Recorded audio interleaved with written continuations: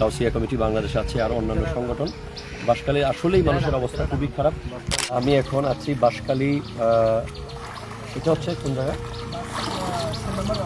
4 নম্বর word, ইলশে গ্রামে। এটা হচ্ছে ওই বশিরুল্লাহ মিয়াজি বাজার থেকে আর 2 কিলোমিটার আগে, অর্থাৎ এটা হচ্ছে বাহারছড়া রোড। ভালো আছেন? তো আমরা আমার সাধ্যমতো আমরা ভালোবাসা এবং উপহার সামগ্রী নিয়ে এসেছি এখানে, কিন্তু এখানকার যে পরিস্থিতি, এখানে আরও অনেক কিছু দরকার। আসলে যারা বাঁশখালীতে আসতে চান, যারা বিভিন্ন এলাকা ভিত্তিক সংগঠন আছেন, বিশেষ করে গাউসিয়া কমিটি বাংলাদেশ আছে, আর অন্যান্য সংগঠন। বাঁশখালী আসলেই মানুষের অবস্থা খুবই খারাপ। আমি সচক্ষে দেখছি এই যে ঘরবাড়িগুলো সব ডুবা, এখানে আরও অসংখ্য ঘরবাড়ি ডুবা আছে।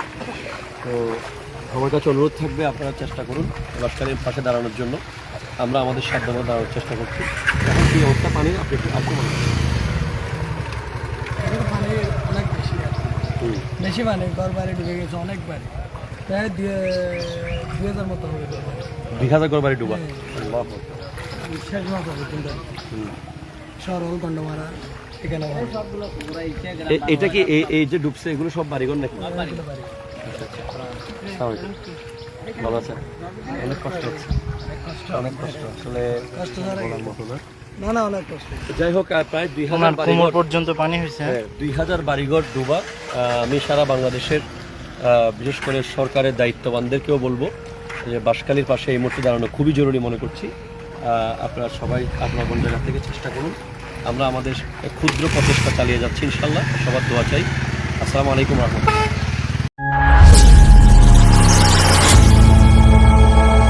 CTG TV 24।